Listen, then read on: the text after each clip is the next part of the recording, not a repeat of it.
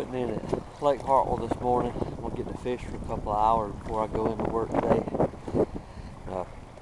Calling for 20 to 30 mile winds. I hope it doesn't get that big.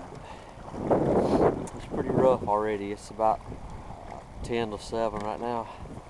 I'm going to go out and try to pull an umbrella rig with some stripers or hybrids.